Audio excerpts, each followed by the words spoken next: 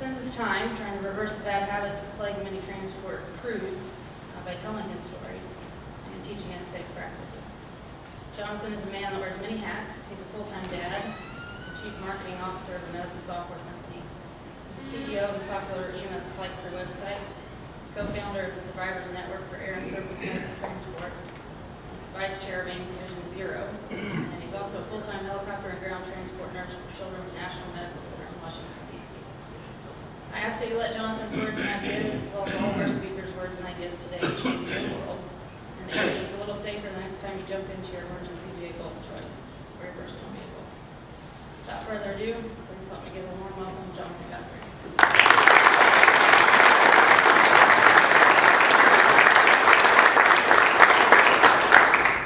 Thank you. So, first of all, this is a lineup of speakers today that is really exciting. I really don't want to have to hold this the entire time.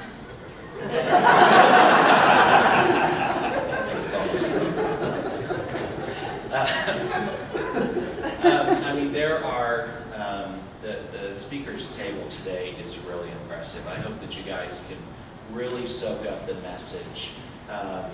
You know, all of us spend not just days speaking, but we have our own crews, our own passions. And I'm going to start off by telling you a little bit about a day in my life. But first I want to make sure that you understand that I don't consider myself kind of one of those people that walks around and says that they're an expert. I have an open mind. I've listened to a lot of people, and I continue to learn. You know, this Thursday or this Friday and Saturday, I'll be back at my base. I'll be back on my aircraft or back in my ambulance and doing the same job as you guys are doing. For a little more perspective, I want to show you what the Washington, D.C., Maryland, and Virginia residents woke up to on January 11th in 2005.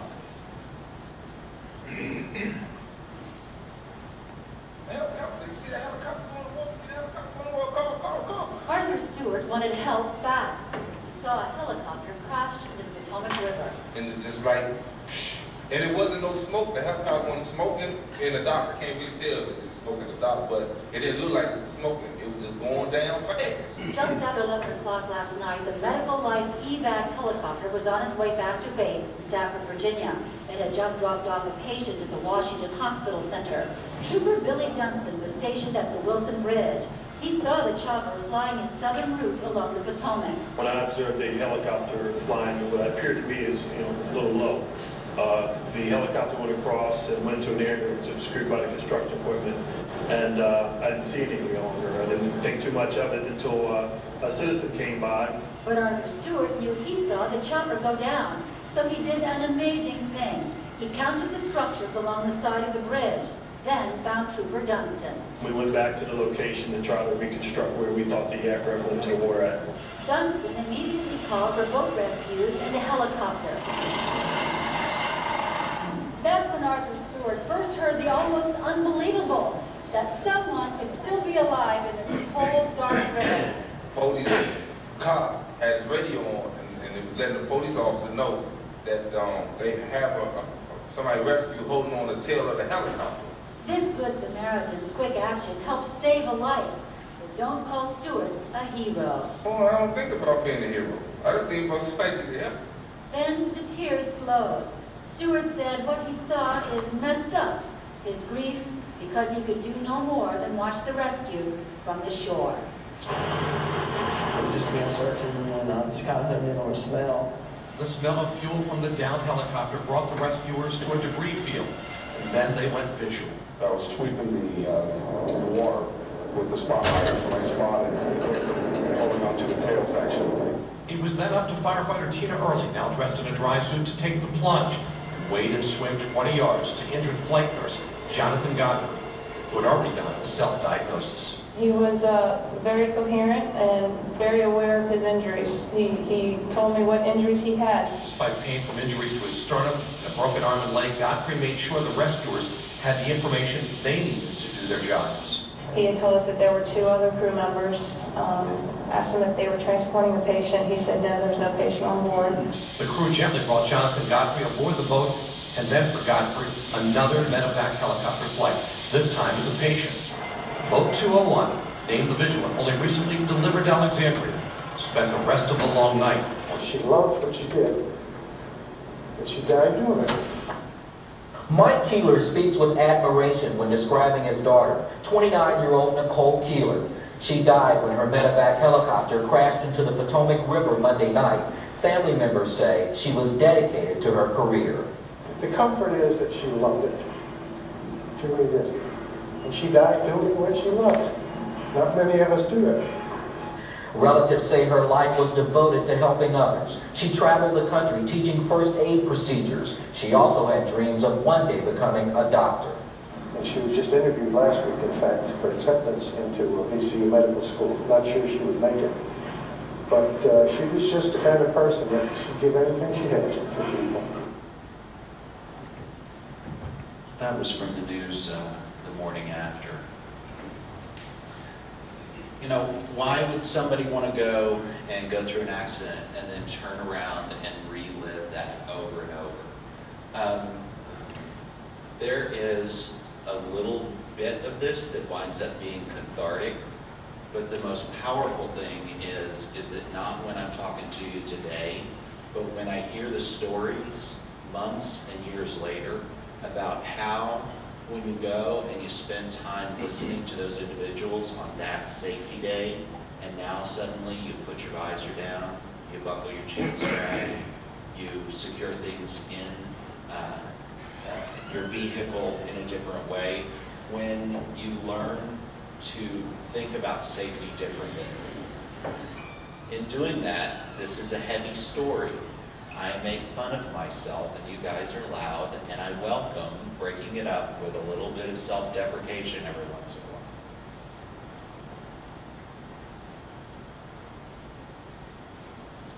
So I want to introduce you to Life of Active Virginia. Back in 2004, Life of Act was a community base. We had an EC-135 P2. It had all the bells and whistles, especially back in 2005. We had HTAWs, we had onboard weather, we were of course helmeted. It was NVG capable, but in 2005, NVGs were not commonly seen through the industry, but we had anticipated that they were coming. Aircraft still smelled new. It had only been in service for about 3 months. My pilot, Joe Schaefer, was a Vietnam-era pilot. He had told us one time that he had crashed 2 previous aircraft. They were in Vietnam, and they were shooting at him, so I figured that that one was all right. He was also an EMT for over 20 years at Sterling Rescue Squad in Virginia. He was one of those pilots that when he was coming in to work, he came in with a smile on his face, case of sodas, telling jokes, and sometimes when we weren't laughing at him, he would laugh at his own jokes. He was a true pleasure to fly with. Nikki was a master's prepared paramedic, Fireball. She had actually just accepted what had been traditionally a nurse-only position in Air Methods. And along the eastern seaboard, she was a clinical educator traveling up and down the East Coast. Her brother kind of mentioned it. She taught some of those first responder classes like surgical crike, needle decompression, RSI, and her family saw that as teaching CPR. So I think you guys have a better grasp on that. Myself, I had not really grown up thinking that I was going to be a flight nurse. I had sat in San Antonio, Texas in nursing school in the last semester and watched San Antonio Air Life land and take off from the top of a helipad in 1994. And that's where really the bug got under my skin, and I thought, you know, I can do that at some point. About 10 years later, I went for an interview in Fredericksburg, Virginia, and joined the Life of Act team. Washington, D.C. Is a interesting place in that there are many different programs that fly in the area. A couple of our crew members had actually worked for a couple of the other neighboring services, and we, at about 8 p.m., had been requested to go up to Frederick Memorial from Fredericksburg and pick up an anterior MI patient for MedStar. I had been to Frederick Memorial many, many times, but only by ground, because I worked at DC Children's for several years with their ground program. It was just a few minutes after shift change. Joe had come in. We had gotten our beginning of shift brief, and Nikki and I had made an agreement earlier that when we went out to the aircraft, both of us enjoyed riding up front the co-pilot seat and taking those duties. And we had flipped a coin, and I was the one who was going to get the front seat first. And so we went ahead and got our dispatch. It was dusk, and we headed up to Frederick Memorial. I'll line back to line from your head, sir.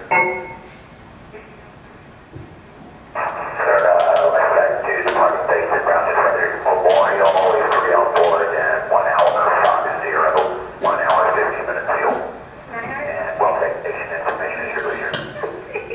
Sir, stay listed at 2043. Be advised, sir, getting all the patient information at this time. Copy. She was after that, something else you can see. So we made our way up to Frederick Memorial. If you've ever flown in the DC airspace, we have a lot, it's densely populated. So we get up near Frederick, which is a little bit out in the country, and we circle around, and I'm familiar with what this hospital looks like from the ground, but from the air, it's a little bit of a different scene. We circle around, we have the GPS coordinates that we've been given, and we look down, and there's a helipad there, but it doesn't look exactly like the hospital. So we circle around a couple more times, and we decide, well, you know, let's go ahead and land and assess the situation. One thing that we didn't take into account is that Fort Detrick Army, the Biochemical and Terrorism Warfare Center, has a helipad. And when we landed, we got 3 Humvees come racing towards us with 50 cals. Nikki handled the situation real well. We landed, opened the door, she goes and walks outside the rotor disc, pulls her helmet off, and the woman on board asked for directions. We found out that we were just about a half a mile on the other side of the highway. We went, launched, hopped over to Frederick Memorial, picked up our patient, flew him back to the Washington Hospital Center in Washington, D.C. The hospital center in the center of Washington, D.C., it's kind of cool because I've worked at the hospital center before at times. It's right next door to Children's National. It's people in the comm center that I'm familiar with that we were flight followed as we were coming back into D.C. We dropped off our cardiac patient up on the cardiac floor. MedStar 1 also had landed and brought another patient in. And so when we went back out, we go back out through the trauma bays to a multiple helicopter landing pad. MedStar 1 is spooling up, and so Joe, we had radioed ahead, and he was spooling up as well. Nikki and I had our helmets on, stretcher, everything. We went and loaded the back of the aircraft. Both of us did a walk around. It's my turn to go and get in the back of the aircraft, which is sitting in the airway seat. For some reason, when we had completed our walk around, Nikki went and motioned that she wanted me to go and get back into the front seat. You know, Washington, D.C. in January, let alone any month, is absolutely gorgeous. You can't rent a helicopter to fly around in this airspace. It is spectacular. So it's January, and there are several different places that you can, or several different ways that you can now, once you're in the District of Columbia, that you can go and get out of Washington, D.C. So in Washington, D.C., we have 3 different ways, and one is that you can go and essentially go to the north and avoid everything, but it's a really long way. Number 2 is to go from zone to zone. Number 3 is kind of the more favorite thing, the more scenic route, and that is to follow these little roadways in the sky. And so what we were going to do is jump from Washington Hospital Center up at the top, come down to RFK where the enemy played football, and that's a joke, okay. Come down to the river and then follow the east side of the river as we are coming down to Route 4 past Reagan National Airport. Now, for those of you who are fairly familiar with some aviation maps, there's one thing that I want to point out. Reagan National Airport, or DCA, is right here, right? Can somebody tell me what that number means right before the bridge, and then that number right after the bridge? It's a max altitude of 200 feet. Max altitude. Yeah. It's a normal route. Maryland State Police, Life Evac, PHI, Air Methods, U.S. Park Police, the Marines, we all go and have these road maps. So what does that actually look like in real life? Well, Fairfax County Police Aviation Division was kind enough to go and film that route about 4 months after our accident.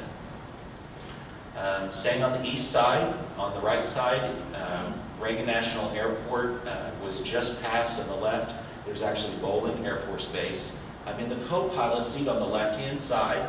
I'm calling out traffic that I'm seeing come in.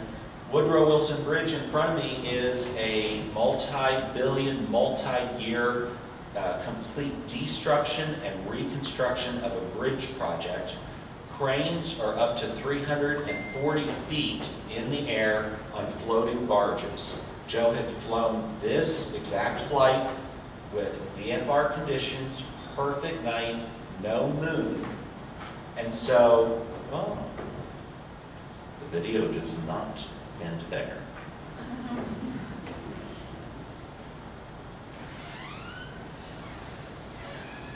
I'll keep on talking and hopefully it'll play.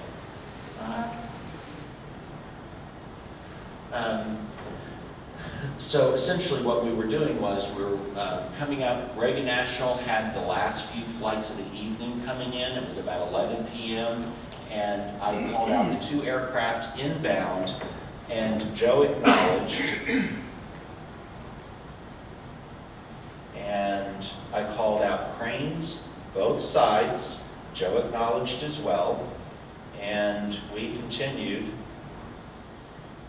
flying south of the bridge. One of my last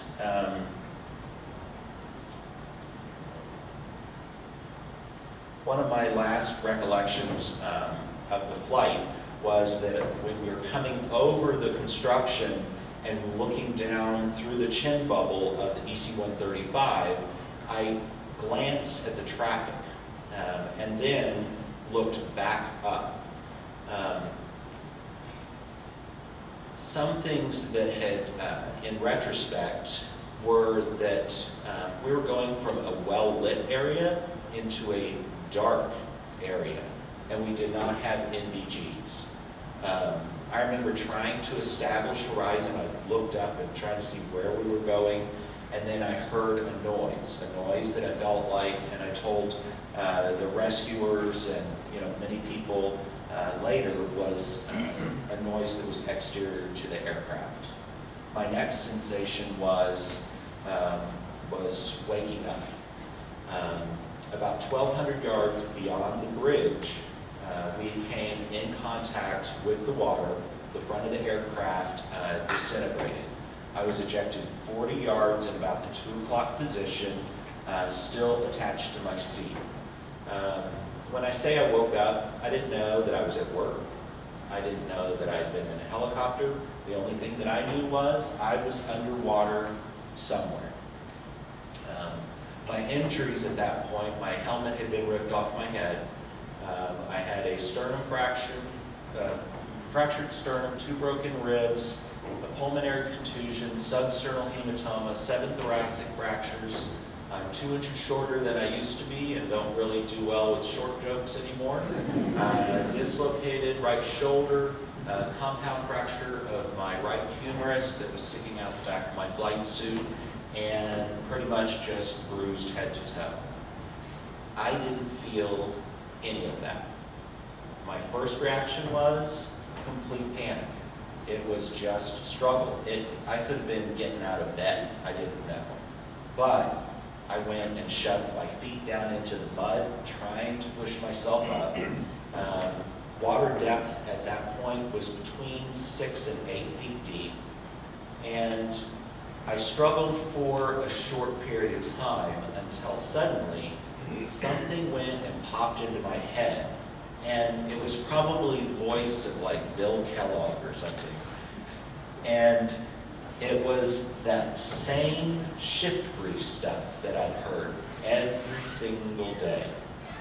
Stop, think, observe your surroundings, and make a plan. And you do that over and over. I sat back down and just got still for a second. Tried to find a reference point, couldn't feel anything. Tried to find just my leg with my right arm, couldn't feel anything. Something's not working. So I take my left hand and do the same thing. Find my leg, come up to my waist, come around to the twist grip, and twist, and my belt's sprung free. I pushed up to the surface, and that was, kind of the second little notion of, wow, this is probably the water, and I've been in a helicopter. Things are starting to make a little bit of sense. Open my eyes, and I can tell that I'm in jet fuel and debris, and I start doing a 360-degree just treading of water to try and figure out where in the heck I am. I can see the bridge that's lit up and cars going by. And I can see, as I turn, the Maryland shoreline on one side and the Virginia shoreline on the other. In doing that, I see a little bit of a silhouette of something sticking out of the water that wound up being the tail of the aircraft, which had been separated from the main body. I knew that it was cold water, and I wasn't going to be able to tread water for a long time. And so I started to swim towards the tail of the aircraft. Put my head down, go, one arm, left arm, splash. Right arm, nothing, left arm, splash. I'm a trauma nurse. It's either broken or it's not there. Only answer for that is kick harder. So, as fast as I can, try to get over to the tail of the aircraft. Once I reach it, I go and kind of wiggle my way up so that I'm straddling the horizontal stabilizer and then leaning it up against the enclosed tail rotor, which leaves me facing the Wilson Bridge. First thing is, yell for Nikki and Joe. When I do that, I notice that every time I breathe, there's a crunch. I tried to do it again, and that was the first pain I experienced, and I decided that I could not do that anymore. Started wondering, who in the world saw us as we passed over that area? There were 2 jet aircraft when we were passing the bridge that one, well, no, they came in a little too early. And you know, that other jet, well, they can't see through a chin bubble, so probably the jets didn't see us. I wonder if Tower saw us go down. Well, I don't have a way to talk with Tower. What about the comm center? And then I noticed that I have my radio that's in my chest pocket is sticking me in the neck with the antenna. So I go and pull it out. When I do, the radio just goes and starts draining water. I am an optimist. I turn the radio on. The face of the radio illuminates just a little bit, and I try to key it up. Nothing happens. I'm like, all right, maybe I can fix it. So I go and take the radio and slam it against the tail of the aircraft like any good, red-blooded male would do. And I look at the face of the radio again, and it's gone blank. Well, that's not going to help me, so I chunk that into the water. And like, what else do I have? And so I start feeling around in my pockets, and I had that night actually taken an LED light that I normally kept in my left arm, and had dropped that in my pocket when I had either been doing my patient assessment or my walk around. I pulled it out, clicked it, it went to a fast strobe. I clicked it again, it went to a slow strobe, and I thought, I don't want to go and press any more buttons. It's working. Let's start, trying to get somebody's attention. For the next half hour or more, I went and showed that little light to anything that moved. It wasn't until over a year later that I found out that Officer Dunstan, when the 911 caller had gone and walked to the end of the bridge, brought Officer Dunstan back to the middle part of the bridge, that it was the fact that there was a little flashing light out there that he said, that doesn't look right, and went and activated the 911 response. There were only 2 911 calls that night by people who said they saw an aircraft went down. One of those phone calls went to Maryland, the other one went to Virginia because they were passing opposite, going across the bridge and going to the opposite state lines. Meanwhile, back on the tail, I was rearranging my priorities. It was cold, hypothermic, shaking. At one point, leaning over on the tail, I had swung my torso around and saw that my sleeve came around. And then I was able to go and at least look down and see that I had a little bit of movement with my fingers, so I knew that my arm was not just in my sleeve, but it was still attached. I had a obligatory, conversation with God at that point. A whole lot of begging to help. There was a short period of time where the question of just giving up and slipping back into the water was an option. Really felt like, I had one of those moments of peace. I brought you this far, and it's not your time to go. About that time, the Wilson Bridge started to light up. First, it was just more traffic, and then it was blue lights, yellow lights, red lights, and started looking like it was an illumination of a Christmas tree. I started to wonder, what about somebody flying out to come and help me? Maryland State Police Trooper 2, Andrews Air Force Base, was less than a 5-minute flight away. I heard the tail of the Dauphine before I ever even saw it. They went and turned on their night sun before they got to the edge of the river. And the first thing that I thought was, they're going to come, they're going to fly right over the top of me, This is gonna be one of the dolphins in the fleet that has a hoist. They're gonna send down a basket. I'm gonna roll into the basket. They're gonna fly me, home or something. Instead, they went to the edge of the bridge where all the cranes were and started a search pattern about 1,200 yards away. I had that little flashlight and chased them as they went back and forth. It wasn't until they actually saw some jet fuel and some debris in the water that their search pattern of their light went from kind of swaying back and forth to darting to stuff that what they obviously had picked up in the water. They came and flew over the top of the fuselage and myself at about 100 feet. And it wasn't until I went and turned my little flashing light on myself that Dave Svides, the flight paramedic, said that that was when they saw it hanging onto the tail. Have you guys ever stood beneath a hovering aircraft? When you're taking the, the ALS bucket challenge? It was cold and the tail was swinging back and forth. Kindly, they backed off, and Alexandria, the fireboat, had been ordered about over a year before. It had been delivered to the firehouse less than a week before.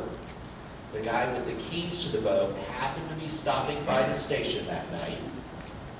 Somebody had decided to name the boat Vigilance, and a single 911 caller called the EOC, and the guy with the keys said, it's probably nothing. Be a good training run. So the 3 firefighters went down to the dock, hopped in, fired up their twin jet fireboat. It didn't have any EMS supplies in it, not even a backboard or a sea collar. They come underneath the bridge and immediately get the smell of jet fuel. That must have been an exciting night for them. I noticed that they were coming up, and MSP had backed off just a little bit. I could see 3 people yelling at me from the edge of this boat about 20 yards away, yelling, it's going to be okay, it's going to be okay. Jump back in the water and swim over to our boat, and we will help you out. I respectfully declined to do that. Tina, the female firefighter, was in this little fancy thing they call a dry suit. So when she entered the water, she inflated like a doll. 38-degree water and 45 minutes later, I really had no idea what she was. I did not trust her. She had a life ring and was, making her way over to me. The 2 guys in the boat, I pretty much kind of trusted them. But they essentially went and said, it's okay, get down into the water, grab the life ring. I did. They went and pulled me over to the back platform of the boat. They offered to go ahead and pull me the rest of the way in, but I didn't want anybody to touch me. I didn't want anybody to move me from that point on. I got a tiny mindset change from being the provider to, for the first time, being a patient. We make our way about between 10 and 15 minutes over to the staging area where the rest of the ambulances and stuff like that were. I remember coming up to the dock, and they had the boat in reverse, and so there's a little bit of water coming over and splashing over me, and it still is way too cold. Up next to the dock, they go and roll me to one side, put a backboard on me, put a sea collar on, and they are constantly asking me questions. Whenever they ask yes and no questions, and I occasionally would shake my head. This is the first time I'm about to get mad. Somebody tells me, sir, when we ask yes or no questions, please don't shake. your head. Do you know what I do for a living? They load me up, start cutting off my clothes, make my way over, or carry me on the backboard over to the back of the ambulance, and I'm telling you, it was like the most packed scene ambulance I'd ever seen in my life. There were more faces in the back of that ambulance, and every single one of them is asking me another question. Has anybody ever been in that ambulance before? Yeah. They're starting the IV. I remember somebody on my right foot had a pair of trauma shears, and my brand new for Christmas flight boots, somebody was hacking them off. And I yelled at that person that they had zippers on the side. My right boot came back mangled, my left boot completely unzipped and intact, pristine. The same questions were being asked over and over and over. Finally, I told everybody, shut up. Who's recording? Little girl on the bench seat holds up a piece of paper and a pen, and I start giving a report. My name is Jonathan Godfrey. I am 36 years old. I have no known allergies and no significant past medical history. My injuries are as follows, and I listed everything that hurt. Dave Svedez, the Maryland State Police, landed. Their night son had actually failed at some point, so they just converted over to a medical mission. Dave came in the side door of the ambulance, looks down at me. I look up at him. The EMT goes, hands him a piece of paper. He is obviously quite surprised to have a report in such detail, and he looks down at me and he says, "Where do you want to go?" I said, "What are my options?" He says, "Well, I can take you to Fairfax, shock trauma, or the hospital center." Well, Fairfax, that's where the other program flew out of. I don't want to go to that trauma center.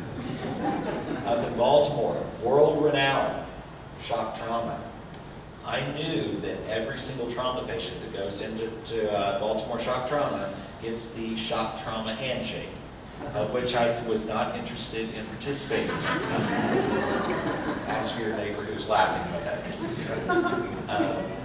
So I decided that I actually wanted to go ahead and go to the hospital center and go to the same trauma unit that I had just left about an hour prior. We lifted off, flew. It was about a 10-minute flight. I certainly didn't remember how long. I don't even recall landing, but I do remember that when they went and rolled me across the threshold of the double doors that opened, that I had never noticed that there was a huge bump whenever you rolled a bed over that threshold. I went into Trauma Bay 2. I had taken care of patients in Trauma Bay 2 before. They gave me warm blankets. Trauma nurse looked at me and said, "Jonathan, what's your pain level?" And I thought, I hate it when people go and say 10 out of 10. But I thought, probably can't get a whole lot worse. I got my first 100 mics of fentanyl, followed by another 100 mics of fentanyl. Progressed on. I asked that somebody call my house, notify my family, and then once those were made, I had a lot of other people coming in, friends, fellow co-workers, spent evidently some time going and asking about Nikki and Joe repeatedly over and over, showing a little bit of a kind of concussive, repetitive nature. But then they rolled me into the CT scanner because they wanted to go ahead and scan my chest. I vividly remember the CT, or the radiology tech, telling me that I need to go and put my arms up above my head to go through the scanner. I absolutely refused. We had a further argument. And then the words that I never thought would ever exit my mouth Just intubate me. And so the tech was like, what are you talking about? Well, fortunately, the trauma surgeon was back behind the glass, comes around and says, why not? He's going to the OR. He's done enough for tonight. Intubate him. And so I was on the receiving end of RSI. We're going to try to make this keep on working. I stayed in the hospital for about 5 more days. They wanted to keep me longer, but Nikki's funeral was going to be the next day. And that was something that I didn't care how bad I hurt, that they were not going to keep me inside the hospital. Fortunately, they were cooperative with me, and I didn't have to go AMA. But that kind of comes to the end of the gee whiz part of the story. The next part of the presentation is the part that I like the most, because this is where I get to go and talk about safety and survivability. And hopefully wind up answering some questions like, why did you survive? There's no answer for that one. Okay, good. How about what gave me the chance to survive? Now we have some things that we can start talking about. Because believe it or not, once you go and you look back through that flight and that day and the way that people have been taught and trained, it made a huge difference in the outcome. Safety culture. What we did, the attitudes that we had from the very first day that you walked in on the job and put the flight suit on for the first time. It was palpable. We did it the same way every single flight. You could swap partners, close your eyes, and everybody did it the same way. Pilots knew what to expect from the med crew knew what to do, what the pilot was going to be doing, and good conversation throughout the flight, being professional. Now, what about survival training? Well, golly. Let's think about this. Before you go and fly for the first time, land on scene to do RSI, how much education do you get? Substantial. So you just watch a PowerPoint or a video, and then they send you out in the field, and you intubate, right? No, that's ludicrous. Survival training needs to be the same way. You need to have some hands-on. You need to be able to go and practice with your tools to be able to go and use them. Training winds up being hands-on in your environment, winter, water, depends on where you fly. Something really simple, seatbelts. When I went and was assessed, the U.S. Army safety guys at Fort Rucker said, you wore your seatbelt correctly. I'm like, well, how do you know? They said, because you didn't have a broken pelvis, you didn't have a ruptured liver, spleen, diaphragmatic hernia, you impacted at 149 miles an hour. If your seatbelt had been down low but loose, you would have had a fractured pelvis. If it had been one of those people who wears their seatbelt up the middle of their abdomen, you would have had soft tissue injuries, and you probably would not have survived that 45 minutes.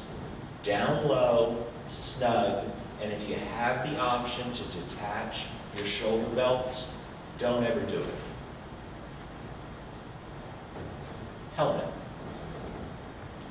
Well, in 2005, that was not even a CAME standard. You could have a strike-free head zone in your aircraft. Fortunately, it now is mandatory through CAME's accredited programs at least. And honestly, I don't know the last time I saw somebody wear a headset in helicopter EMS.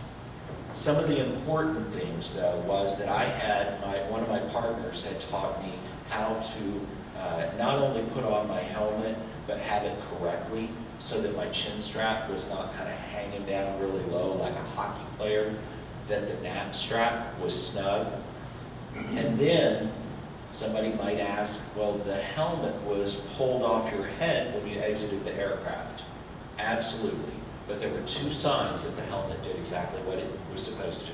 It had a groove in the top of the Kevlar, and then the second thing was my friends at Fort Rucker said that the rivets that hold the chin strap buckled had collapsed. They collapsed at 360 pounds of pressure, which is within the human tolerance of before it disarticulates your head from your spine.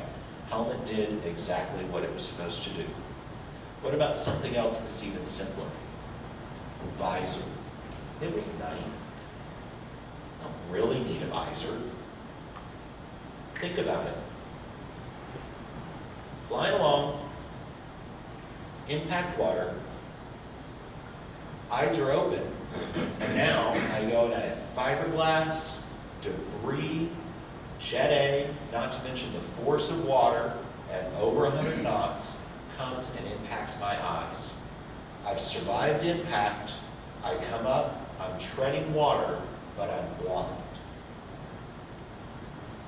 That would have been a death sentence to just simply not have my visor down. And we fly with hazards of birds, other things, not to mention just the normal biohazard when we're out treating our patients. I believe in a visor down every single time you fly, the entire flight. Dispatch and communications. They are some annoying people.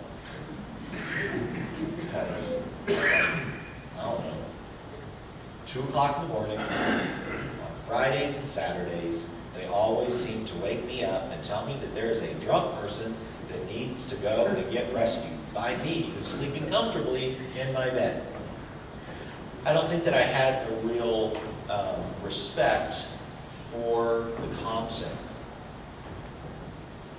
But now I see them as heroes. You see, we impacted water about a mile away from Reagan National Tower in the world's most restricted airspace.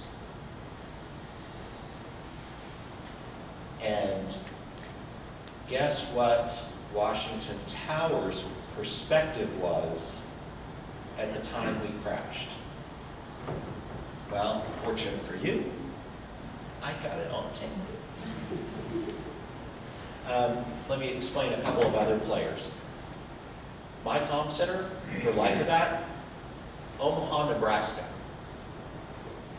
And these guys work on it. Washington MedStar, which we just left their pad. Children's National, my friend Kevin was in the comm center. I had talked to him when we left the hospital. And they all got to talking. MedStar Bobby. Bobby, it's Chris. Yeah, hey, you said watching back to it, radio communication? We can try to debate them. That'd be awesome if you would. Hold on 1 second, sir. Thank you, sir. MedStar 2, light, evac 2.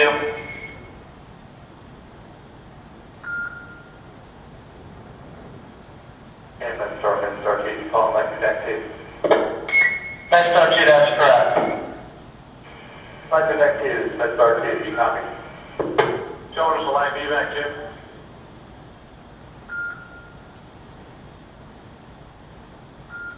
MedStar Medevac, Steve speaking. Yeah, MedStar Medevac. This is Cal White at Washington National. Yes, sir. Yeah, about maybe 30, 40 minutes ago, there was a life evac to the Suffolk out here. Are you familiar? Yes, sir. Okay, where was he en route to? Stafford Regional Airport. Stafford. Do you know if he arrived there? No, sir. Once he left us, we assumed he was switching back over to light evac's channel. Stand by. Can we tell that again? Alright, you said he was going to Stafford, right? Yeah, I got him lifting off at 23:06, and he should have arrived around 23:22. Stanford. Is there a number we to reach to find out if he made it there? Let me see. What was he transporting? He wasn't. He was on a mission, returning back to base. Okay. Next, start Steve. Steve's Kevin George. Yeah. Do you have any helicopters in the area that look like the Wilson Bridge? I got Nexstar 1 just returning back to base. You can call Nexstar 1 on the ground? Yeah. Okay, because they just had a report of a helicopter crash down by the WW bridge. Are you serious? I'm serious, I'm listening to it right now. Okay, I'll get them in the air. Bye. Okay, bye. Nexstar Bobby. Hey, Bobby, Karen, we got a security center. Hey, wait a minute. Okay, I need the night crew. Okay. I need them to get up and head towards Woodrow Wilson Bridge. Flight back 2 is reported to have crashed. Oh, shit. All right, get your home and get back. All right. Thank you. All right, bye. Nexstar 2. Nexstar 2. Hey, Nexstar 2 is 2 miles mile suburban. Nexstar 2, I need you to divert Woodrow Wilson Bridge. Possible aircraft down. Copy. 2 copy. I'm going to shorten that up just in the interest of time. There were actually 5 aircraft that were dispatched. Only 2 wound up going to the scene, just because of for keeping some scene safety and having 5 aircraft buzzing around at the same time. So Maryland State Police Trooper 2 and Fairfax County Aviation Division went. And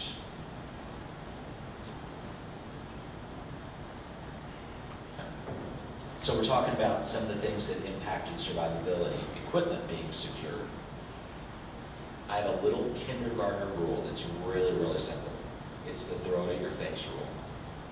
If you're willing to get in a helicopter or in an ambulance, and you will allow me without a helmet and without the visor on, throw it at your face, it does not need to be secure. It's that simple. The evidence for that was that all of our equipment that was supposed to be hard mounted was, and it stayed in place. Everything that was in pouches stayed in place. The thing that really freaked me out for a long time was the question, what happened to Nikki? Why did I survive and she didn't? Because that was her chin, sitting about 4 inches behind me, and it haunted me. Did I put the O2 cylinder away? Did we leave the monitor on the stretcher? Did I cause something? Secure your equipment every single time. You don't want it to be a projectile.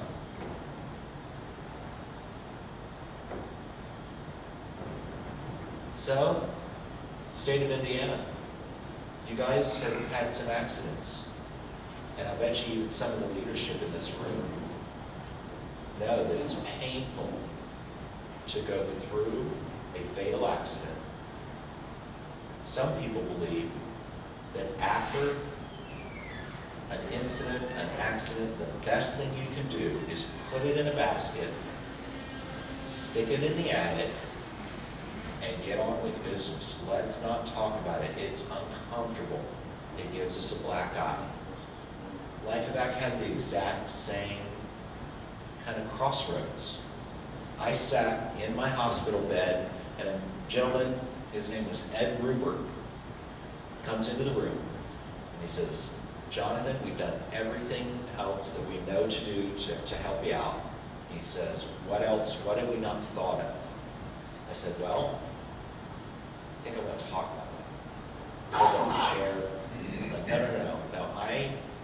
I want to make something good out of like the bad way that I'm feeling now.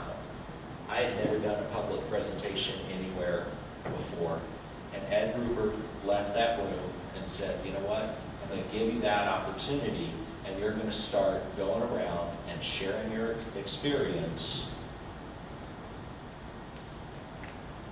And so one of my favorite things is survival bags. Do you guys carry a survival bag on your aircraft? There was one on our aircraft too, okay? It's right there.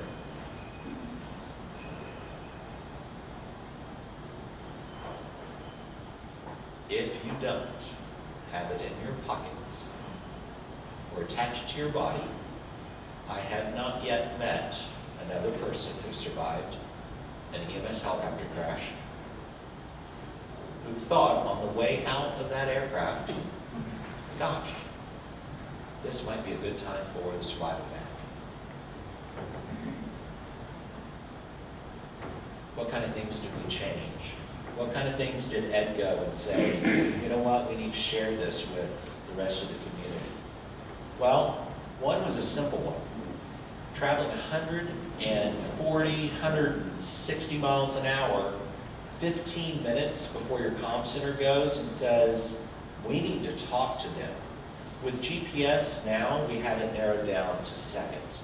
But it used to be that we used to call position reports.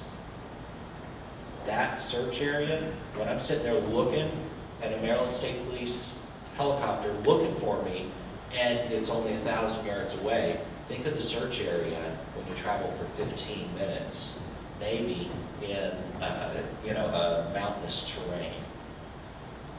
So we reduced it to 5 minutes, obviously, on the slide.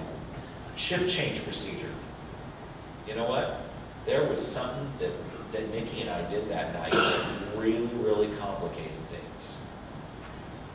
Sometimes we worked 24-hour shifts. Sometimes we worked 12-hour shifts. Joe would come on at 8 in the evening. We didn't call the comm center. The first phone call to our program director from the comm center that there was an aircraft down says, hey, Robbie, there's an aircraft down.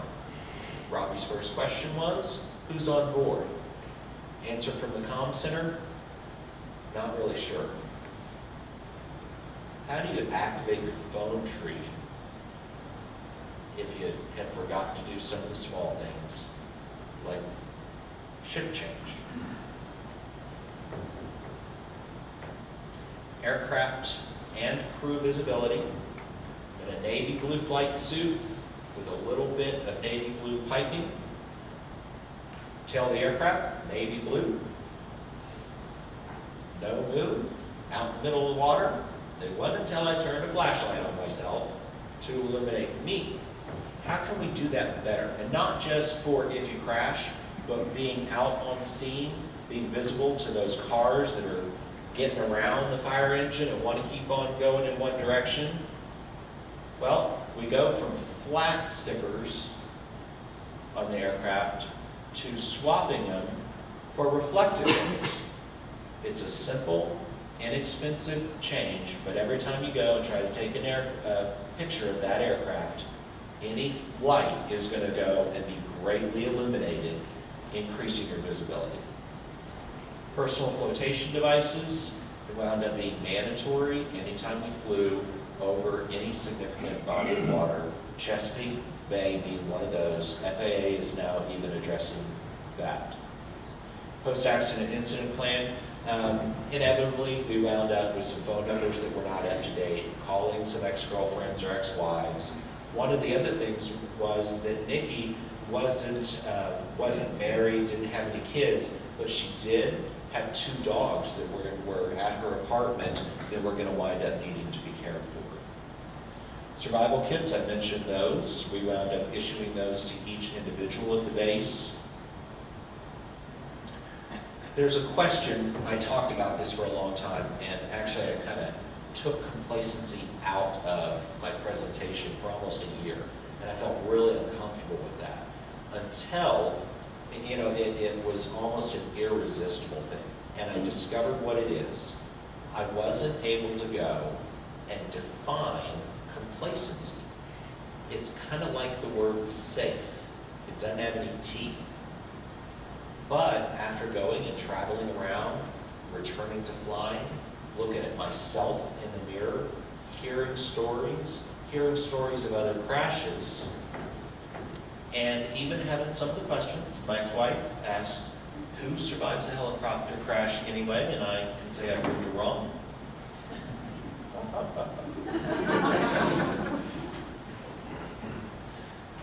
There's some personality traits. And I think if you read through there,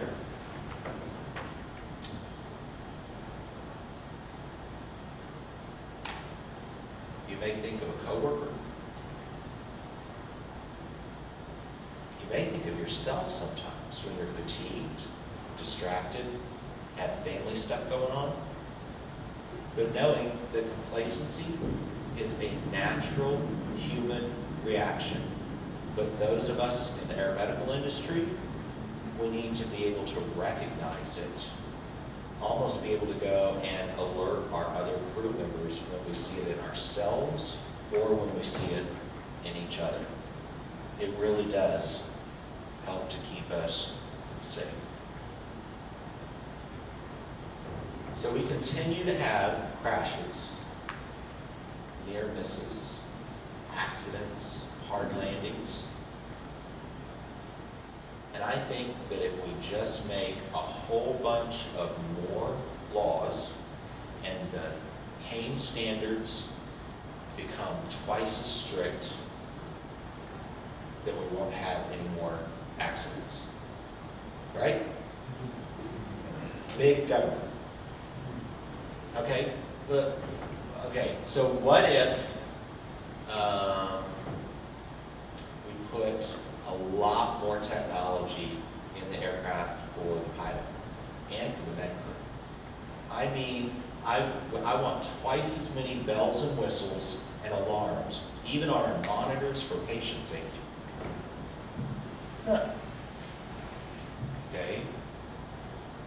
And what is it? Is there a silver bullet? I mean, everybody has asked that for more than 10 years. Well, let's look at 80%, because that's the number that you go and look at the people who have PhDs and are a lot smarter than me, and they keep on saying it over and over and over, that it's the human factor. Why is that so important when we're out doing the job? Why is the human factor the critical piece? Because it's actually pretty simple. We have risk. You guys have heard we haven't figured out a new way to go and crash a helicopter and kill or injure ourselves. So I think that the risk of our environment is fairly well known. So aeromedical operators, everybody in the state of Indiana goes and sets up a base that has training, an aircraft meeting all the rules, maybe some bells and whistles, but we have a balance of the risk to the infrastructure, and we try to maintain that balance. But guess what? We haven't added in the aeromedical crew. Where do they go? Well, right there. We're at the fulcrum. We're the ones who provide the day-to-day balance at our base doing our operations. And guess what? There's a continuum of hypervigilance, vigilance, some professionalism, complacency, and outright disregard. That's human nature. Some people talk about drift. And when that's disturbed, risk is really difficult to be outweighed. And it doesn't take a whole lot. If you take it all the way to hypervigilance, we're paralyzed and we're not going to do anything.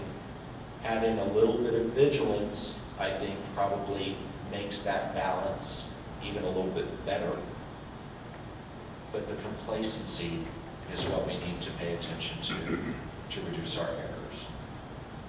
And if you're standing by and you see those personality traits and you see drift and you're silent at your base, whether you're the new guy or you're the base manager, and you do nothing, I love Albert Einstein's words about that. Quick highlights. Education, training, being here today is a foundation. Make sure you start your new guys that want to run to the aircraft. Teach them how to walk. Put on their helmet, seat belts, safety culture, safety management systems. Huge improvement. But if it looks the same this year as it did last year, then it's probably not living and breathing. And does it look like a 1970s Kung Fu movie? Corporate says this is what we're doing, but then if you actually go flying with them, let me show you the way it's really done. Post-accident incident plan. Make sure it's updated once a year. Whenever you have significant changes in your family, you may not want notification done the same way that it was a year ago. Encourage people to speak up. The Swiss cheese, or whatever you want to talk about it, really it boils down to somebody not keeping their mouth closed, but to open in their mouth, report something that you know is not right. I don't care if you've been doing it that way for a long time. Survivors Network, I normally play a nice video, but since we have Krista here, I'm going to skip this. Vision Zero, I have transitioned recently as being the chair of Vision Zero since 2009, and recently found somebody who has a different perspective, a different experience than mine, but Stacy Fiscus, I think is going to take it in a very different direction than what I have for the last 5 years.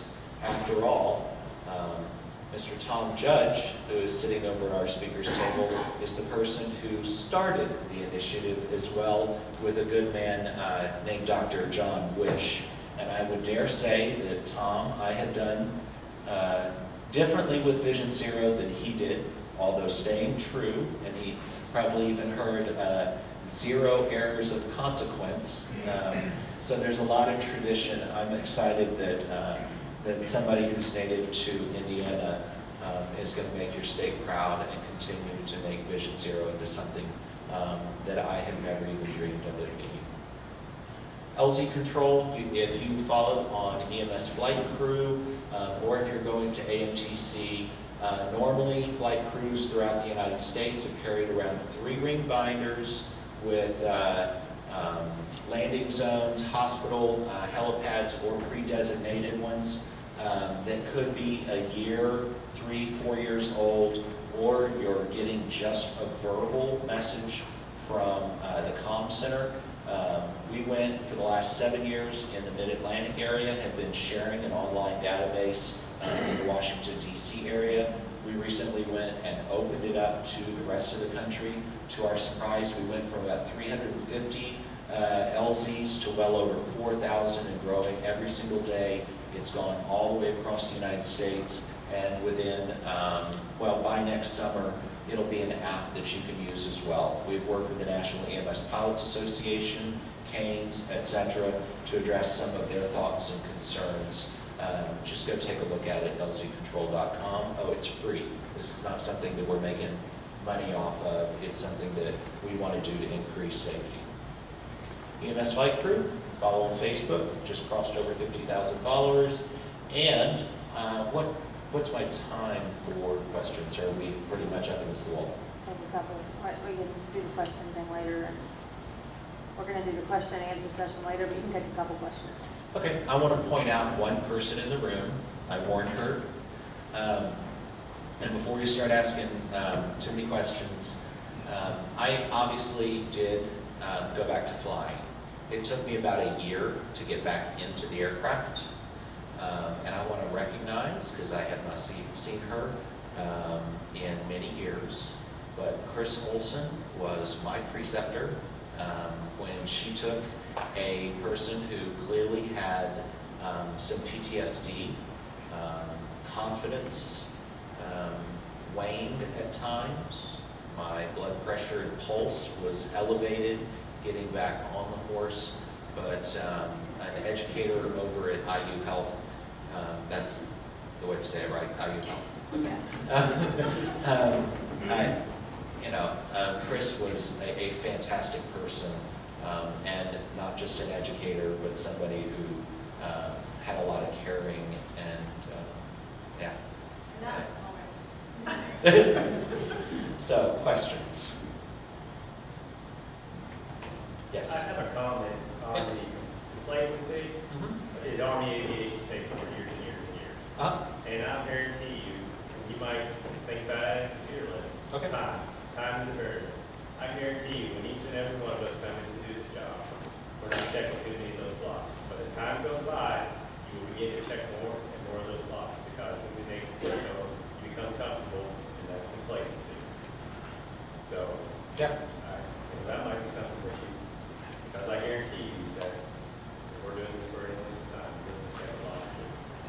Yeah, the person who comes in and the first couple months is really excited, they really do pay attention to detail.